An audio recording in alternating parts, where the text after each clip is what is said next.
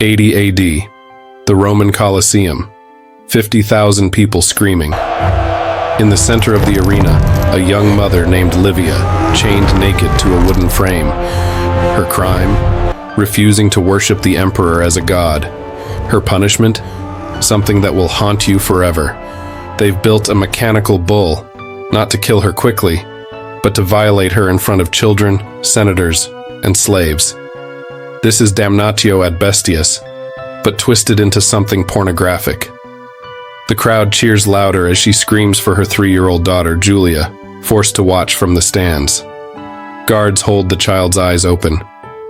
Watch what happens to those who defy Rome. The poet Martial was there. He documented it with pride. We saw Pacifica mated to the Dictaean bull. Believe the old legend. We've seen it proven. This isn't mythology. This isn't fiction. This really happened. And it wasn't even Rome's cruelest game. Welcome to the arena where humanity died daily for entertainment. Where mothers were torn apart while their babies watched. Where virgins were raped by gladiators before being fed to lions. Today, you'll discover the 15 most perverted, most inhuman spectacles Rome created. Things so disturbing, archaeologists still debate whether to publish their findings. Because this wasn't madness, it was methodical, political, completely legal. I've spent months in dusty archives, translating Latin texts that scholars pretend don't exist. What I found will sicken you. But you need to know. Because when we forget history's horrors, we're doomed to repeat them. Drop a comment now. Where are you watching from? Because what comes next gets darker. Rome turned female suffering into their favorite entertainment. They discovered that watching women die differently, more intimately, more slowly, kept crowds coming back. The Colosseum wasn't just a death factory. It was a laboratory for cruelty, and women were their favorite experiments. These aren't the noble gladiator battles from movies. These are the games that made grown men vomit, that drove Seneca to write, "I come home more cruel, more inhuman, because I have been among humans." You're about to witness systematic horror on an industrial scale. 250 amphitheaters across the empire. Daily shows. Matinees for children. Special seating for pregnant women who were told watching violence would make their babies strong. By the end of this video, you'll understand how an entire civilization became addicted to atrocity. How mothers cheered while other mothers died. How suffering became sport, rape became theater, and evil became normal. But first, let me show you what happened to little Julia after watching her mother's execution. Because Rome's cruelest game was making sure trauma passed from mother to child. If you have a strong stomach and an open mind, keep watching. If you believe evil must be remembered to be prevented, hit subscribe now. Because every week, I expose the historical nightmares they don't want you to know. No censorship, no sugarcoating, just documented truth. And the truth about Rome's 15 most disturbing games starts with understanding why they needed women to suffer publicly. Why female pain entertained differently. Why even today, the Colosseum's stones are stained with their blood. Let's begin with game number 1, the virgin sacrifices, where Rome perverted justice into pornography and called it divine. Game 1 started innocently. Young women accused of breaking their vow of chastity, Vestal virgins who supposedly let the sacred flame die. But Rome didn't just execute them.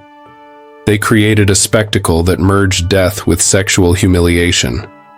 First, they were paraded naked through the streets while citizens threw rotten food and feces. Then, in the arena, they faced a choice: be raped by gladiators and live as prostitutes, or maintain their innocence and be buried alive. Most chose burial. The crowd would watch as they were lowered into underground chambers, with just enough food for a day. The sand would muffle their screams as they slowly suffocated in darkness. Children were given special seats to watch the burials. "This is what happens to impure women," mothers would whisper. The message was clear. Female sexuality was Rome's to control. Female death, Rome's to choreograph. But Game 2 made burial seem merciful. The milk mothers, lactating women fresh from childbirth, accused of adultery. Their punishment was engineered to destroy motherhood itself. They were stripped, bound spread-eagle on the arena floor, and wild boars were released. But not ordinary boars. These were trained to attack the scent of milk. The animals would gore the women's breasts first, while they screamed for babies who were watching from the crowd.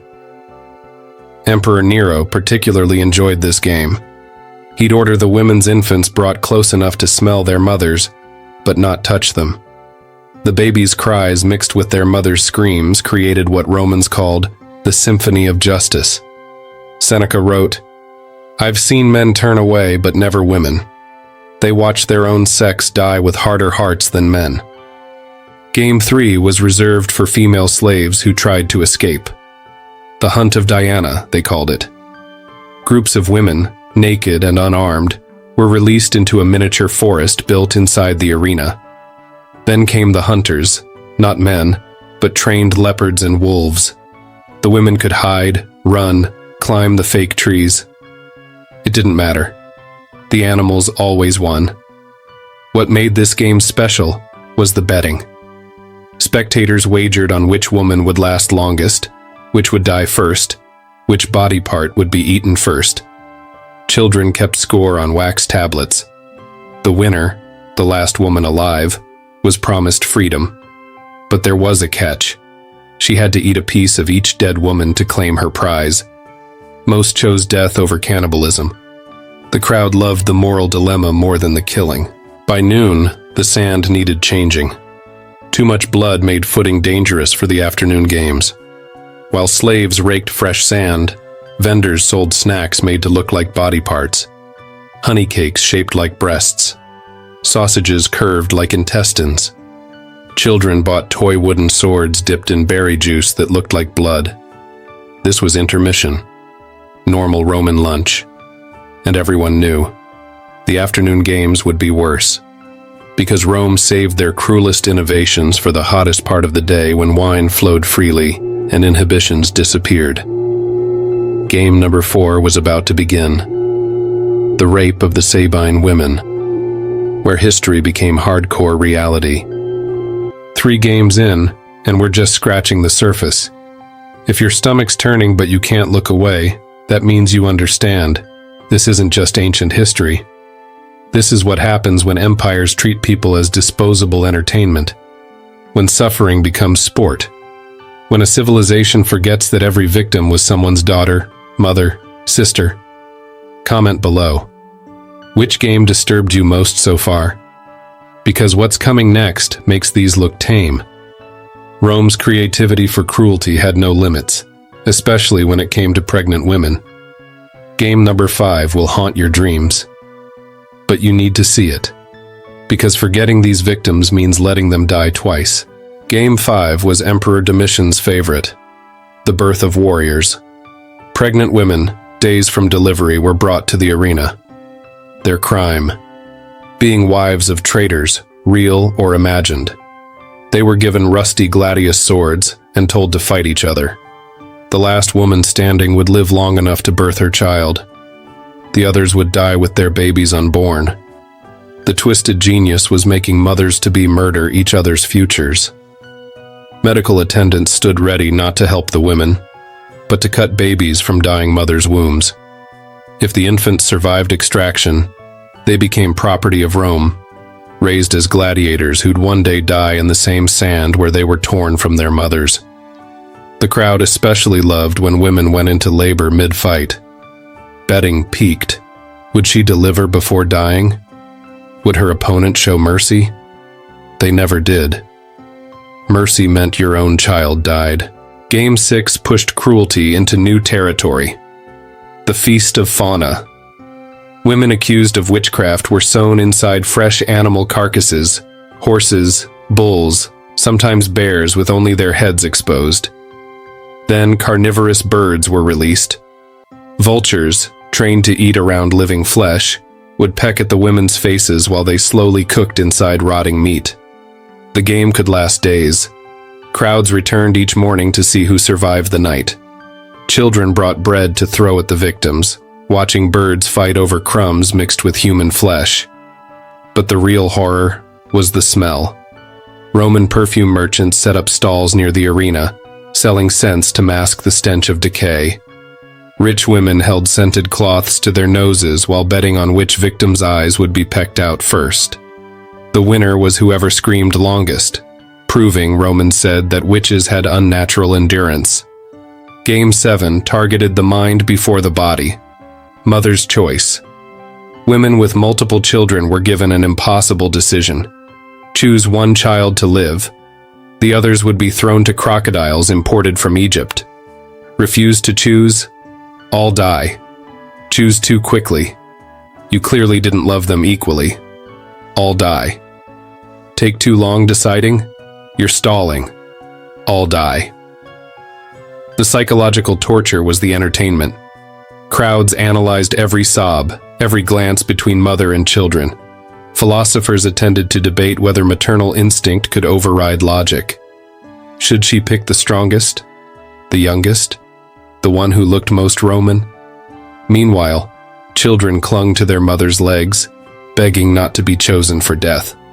When the choice was made, the selected child was forced to watch siblings die, then sold into slavery, saved but psychologically destroyed.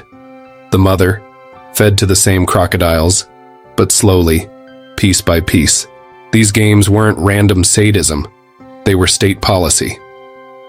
Game 8, the corruption of Vestals, specifically targeted Rome's sacred virgin priestesses. Any Vestal accused of breaking her vow faced public defilement. But Romans, considering themselves civilized, wouldn't let men touch them. Instead, they used trained apes. Great apes from Africa, chosen for their size, were released into the arena with a drugged Vestal. What followed was too grotesque for even Roman historians to describe in detail. They simply wrote, "Nature itself was corrupted for our amusement." The psychological warfare was complete. Other Vestals were forced to watch, to understand their fate if they strayed. The crowd treated it as comedy, laughing as women who dedicated their lives to purity were violated by beasts. Children mimicked the scenes with dolls. Vendors sold miniature apes as souvenirs. 4 more games down, 7 to go. If you're feeling sick, you should be. But also ask yourself, how did 50,000 people watch this daily? How did mothers bring children? How did this become normal? Because that's the real horror. Not just the games, but the civilization that cheered them. Drop a comment. Could this happen again? Could modern society slip this far? The answer might terrify you more than these games, because Rome didn't start here. They started with simple executions, then added creativity, then turned atrocity into art. By game 15, they'd perverted every natural human bond, mother and child, husband and wife, sister and sister. Speaking of sisters, game 9 might be the worst yet. It's the one that finally made Emperor Marcus Aurelius, the philosopher emperor, walk out in disgust. Game 9 shattered even Rome's twisted standards. The sisters' dance. Female siblings were forced to fight to the death, but with a perverse twist. They were connected by a short chain at the neck, meaning every attack pulled them closer to their sister's blade. The survivor had to wear her sister's severed head as a necklace for the rest of the games. One recorded instance involved 3 sisters from Germania, aged 15, 17, and 19. The middle sister killed both siblings, but went insane from guilt, spending her victory lap talking to the heads around her neck, begging forgiveness. The crowd found her madness more entertaining than the murders. She was kept alive for weeks, paraded at different arenas, conversing with rotting heads while crowds threw coins. When she finally died, starving herself, they preserved her body as a warning. This is the price of defying Rome. Even hardened soldiers reported nightmares after watching sisters' eyes meet mid-combat. Game 10 corrupted childhood itself. The innocence harvest. Young girls, some barely 8 years old, were dressed as miniature goddesses and given real weapons. Their opponents? Starved hyenas trained to attack small prey. But first, the girls were fed a special meal, their own pets, cooked and disguised. Only after eating were they told what they'd consumed. The psychological break was immediate. Some girls vomited, others went catatonic, a few flew into rage. Then the hyenas were released. The betting wasn't on who'd survive, none ever did. It was on who'd fight hardest, who'd cry for their mothers, who'd die silently. Roman matrons brought their daughters to watch, whispering, "See what happens to girls who don't obey?" The corpses were left in the arena overnight. By morning, only small bones remained. These were ground into powder and sold as fertility medicine, the innocence of virgins captured in dust. Game 11 perverted marriage itself, the widow's wedding. Women whose husbands died in battle were given a mock wedding ceremony in the arena. Dressed in their original wedding clothes, they were married to gladiators about to execute them. The ceremony included vows where women promised to join their husbands in death. The gladiator groom would then consummate the marriage publicly before killing his bride in the same position. The crowd particularly enjoyed when women fought back, turning rape into combat. Musicians played wedding songs while women died. Their bodies were draped in wedding veils, paraded as faithful wives following their husbands to the afterlife. The propaganda was clear. Roman women should prefer death to remarriage. Widows in the audience got the message. Many committed suicide rather than face potential arena weddings. The afternoon heat made the stench unbearable, but Game 12 used that. The Garden of Venus. Women were buried up to their necks in sand mixed with honey and milk. Their heads, protruding like flowers, attracted insects, thousands of them. Wasps, bees, ants, all converging on sweet-covered faces. The women couldn't move, couldn't escape, could only scream as insects crawled into mouths, noses, ears. Some suffocated on bugs, others were stung to death. The lucky ones were bitten by venomous spiders. At least that was quick. Children were encouraged to bet on which woman would be completely covered first. Artists sketched the scenes, selling drawings as garden portraits. The game could last hours. By the end, heads were unrecognizable masses of insects and swollen flesh. Slaves collected the bodies at dusk, but left the heads for birds to clean. By morning, only skulls remained, arranged like a macabre garden. 12 games documented, 3 remain. But these final 3 were reserved for special occasions, when emperors needed to make statements that would echo through generations. If you're still watching, you're braver than most Romans. Even they had limits. Games 13, 14, and 15 were so extreme, they were only performed during major celebrations. The Colosseum's inauguration, victory celebrations, emperor coronations. These weren't just executions or tortures. They were theatrical productions designed to break human psychology itself. Comment now. Should I continue? Should the final 3 games be revealed? Because once you know them, you can't unknow them. They'll change how you see humanity itself. Some historians argue we should let these horrors die with Rome. But I believe sunlight disinfects. Evil exposed can't flourish. So if you're ready for the final chapter of Rome's depravity, keep watching. But know this. Games 13, 14, and 15 make everything before look merciful. Game 13 destroyed the sacred bond of motherhood, the mother's milk. Nursing mothers were arranged in a circle, their infants placed in the center. Starved wolves were released, but trained to go for the babies first.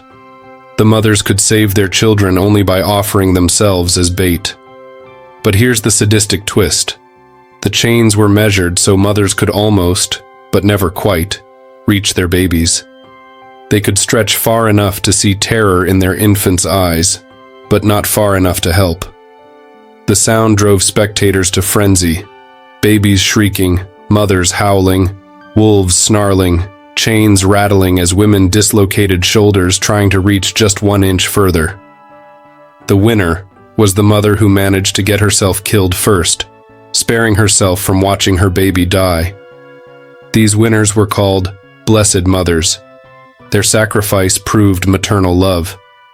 The others, who survived to see their children torn apart, they were labeled false mothers and faced worse fates in tomorrow's games. Game 14 weaponized pregnancy itself, the harvest of bellies. Heavily pregnant slaves were hung upside down from wooden frames, their stomachs slit just enough for crowds to watch babies slowly emerge as gravity pulled them down. But Romans added their signature twist. The women were kept alive with drugs, conscious throughout. Bets were placed. Boy or girl? How long before the cord snapped? Would the mother survive to see her child hit the sand? Medical slaves collected surviving infants, raising them as arena fodder. The mothers who lived through complete extraction were rewarded with a choice: become arena prostitutes or face the lions. Most chose lions. One recorded instance involved 12 women simultaneously, a birthing garden for the emperor's birthday. The screams were so horrific, even battle-hardened centurions left their seats. Yet noble women stayed, taking notes on primitive birthing methods for their medical texts. And then came Game 15, the one that broke Rome's own rules about public decency: the family tree. Entire families, grandmother, mother, daughters, were crucified together in genealogical order, but not on separate crosses, on the same tree, positioned so they faced each other as they died. The eldest at the top, youngest at the roots. They could speak, cry, watch each other's agony, but never touch. The game's length was the point. Crucifixion took days. Families witnessed each generation's death in sequence. Grandmothers usually died first, their last sight being children, and grandchildren suffering below. Mothers lasted longer, screaming encouragement to daughters whose own screams grew weaker by the hour. The youngest, at the tree's base, often survived longest, forced to hang beneath the corpses of every woman they'd ever loved. Ravens pecked at dead eyes, while the living still breathed below. One family tree stayed erected for a week, 5 generations of women dying in vertical sequence. These 15 games represent documented horrors. Hundreds more existed, each tailored to specific crimes, specific audiences, specific messages. Rome industrialized suffering, democratized sadism, normalized nightmares. They created a system where mercy was weakness, empathy was un-Roman, and women's pain was public property. The Colosseum ran these shows for nearly 400 years. That's 4 centuries of daughters watching mothers die, mothers watching daughters suffer, sisters murdering sisters for sport. Conservative estimates suggest 400,000 died in arenas across the empire, but those numbers can't capture the psychological damage to millions who watched, who cheered, who brought their children to learn that this was civilization. The games ended not from moral awakening but from economic collapse. Rome couldn't afford spectacular cruelty anymore. The arenas crumbled, the sand drank no more blood. But the stain remains. Walk through the Colosseum today and guides will show you where emperors sat, where gladiators entered, where lions were kept. They won't show you where mothers chose which child should die, where virgins were violated by apes, where pregnant women fought to save unborn children. That history is too ugly for tourism, but it happened. Every horrific game you've witnessed today has documentation, carved in stone, written in blood, preserved in shame. The Romans were excellent record keepers. They were proud of their creativity and cruelty. Today, the Colosseum stands stripped of its horror, transformed into a monument of architectural genius rather than systematic evil. Tour guides speak of engineering marvels, the elevators that lifted animals, the channels that flooded for naval battles. the acoustic design that carried death screams to the cheapest seats. They don't mention that the stones are literally soaked in blood, so much that early Christian pilgrims reported the walls wept red in rain. They don't explain that the underground chambers where tourists take selfies once stored children waiting to watch their mothers die. The gift shop sells miniature gladiator helmets, but not the truth. This was a factory where humanity was processed into entertainment, where women's agony was currency, where motherhood itself became a weapon against mothers. But here's what truly haunts. It worked. For 4 centuries, these games shaped Roman culture. Children who watched women tortured grew up to bring their own children. Witnesses became participants. Participants became enthusiasts. The games created a feedback loop of cruelty that infected every level of society. Domestic violence increased on game days. Sexual assaults spiked after arena rapes. Children played arena with dolls, practicing tortures they'd seen. The normalization was complete. When early Christians called the games evil, Romans genuinely didn't understand. How could entertainment be evil? How could tradition be wrong?